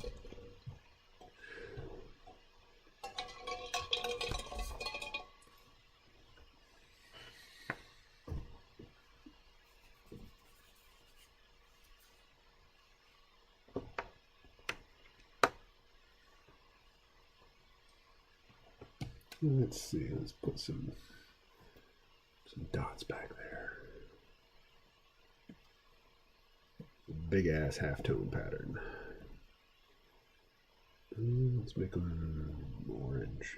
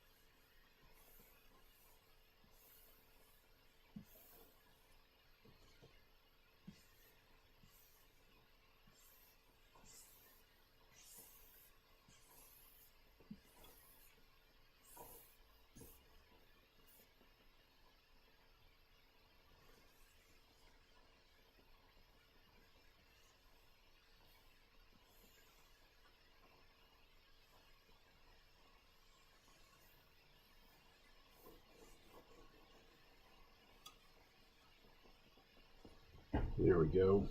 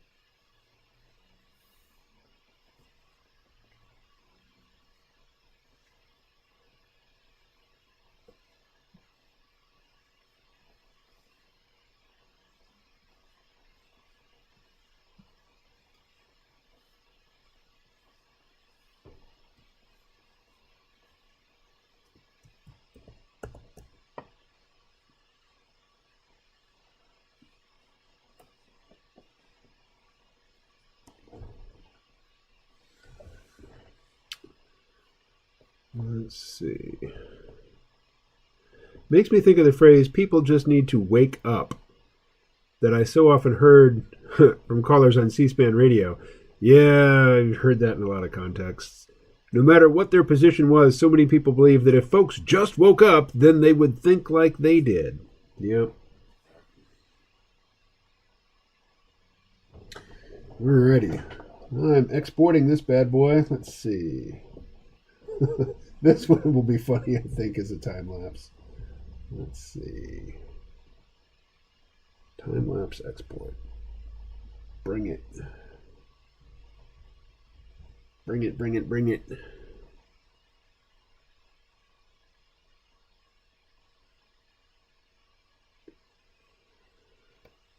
All right.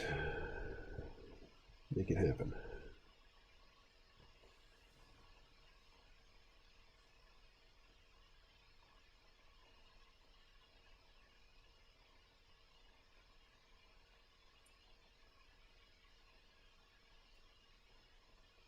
Here we are. If you're woke, you dig it. I'll set that to some music. Export.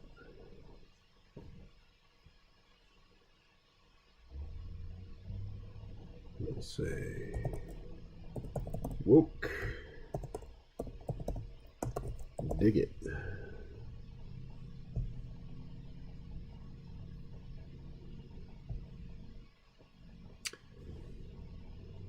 That's one hip astronaut. True that.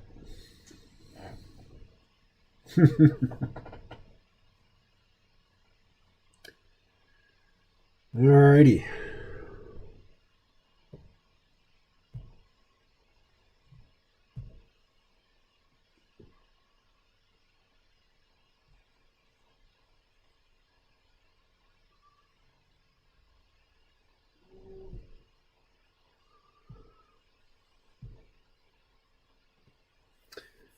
One hip astronaut. Now I'm gonna choose some music for this guy. So we're going to the YouTube audio library. So what kind of music? Oh, come on. Google, you know what I want. Make it happen.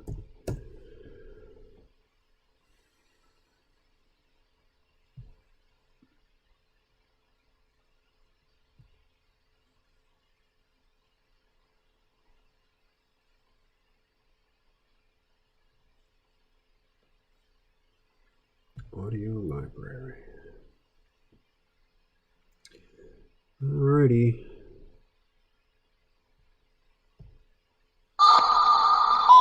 Nope. Not that. Not that. Now put it over on the big screen.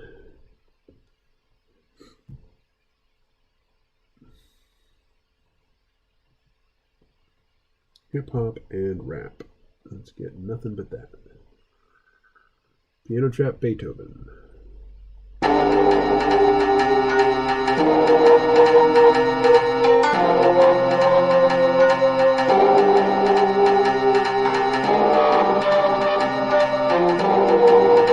like that.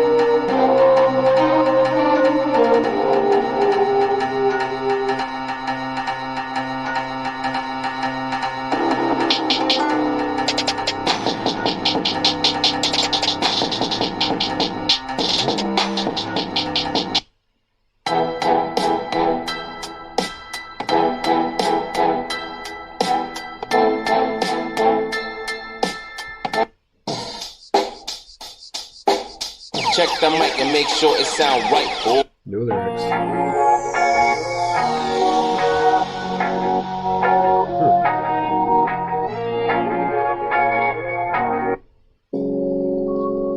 No.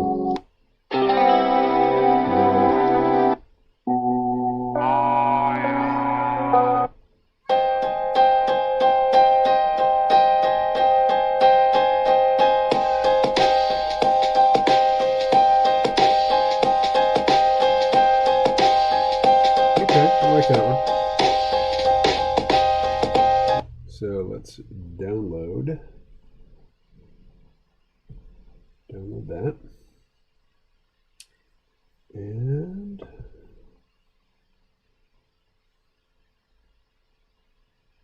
I was thinking recently that learning true facts about something and feeling that expansion of knowledge, it's the exact same feeling when you are going a conspiracy theory. You feel that your consciousness is being expanded if what you are learning is true or not.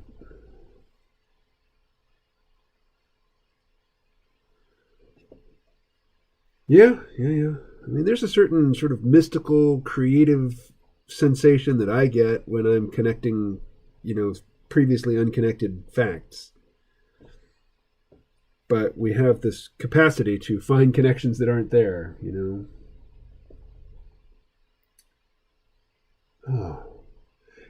While it's above freezing and while the sun is still up, I think I'm going to head out and go walk to the store and buy a beverage and maybe a donut. But I'm going to walk to the far store. I'll walk 2 miles to get that beverage and donut because I can't go to the near store. It's my New Year's resolution. But that means I'm going to bail. But before I do that, I am going to set this thing here to music, and that means opening Premiere, so I should probably close Photoshop. No.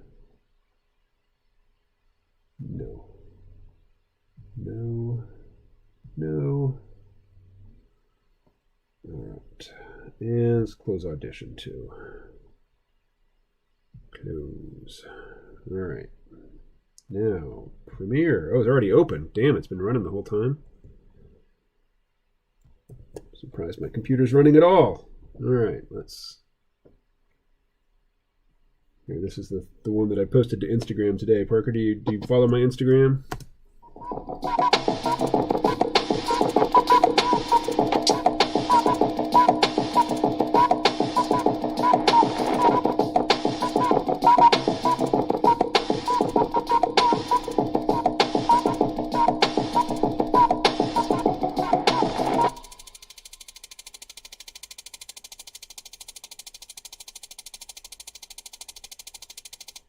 All right.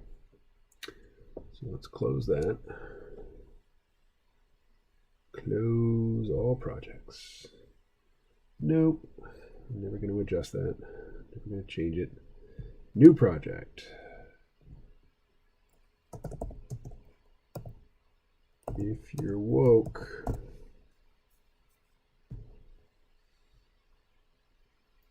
So we'll bring in, let's see, the song, and we'll bring in the MP4, which will be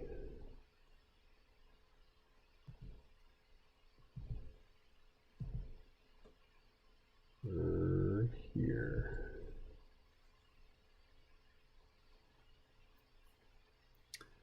Okay, so music, drawing.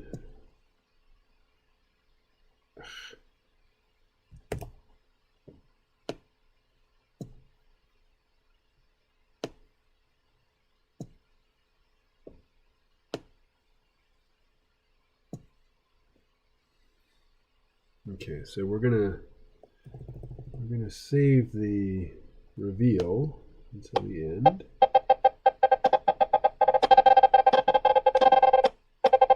There. We'll start right there.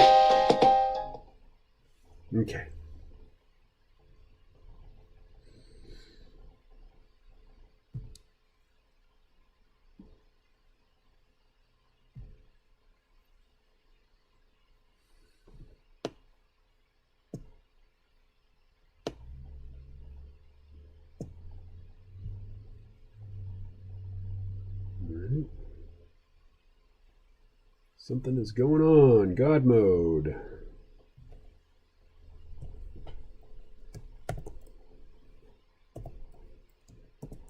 Woke.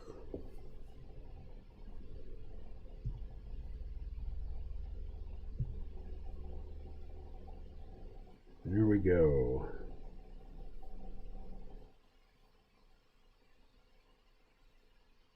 All right. So now, we can close this.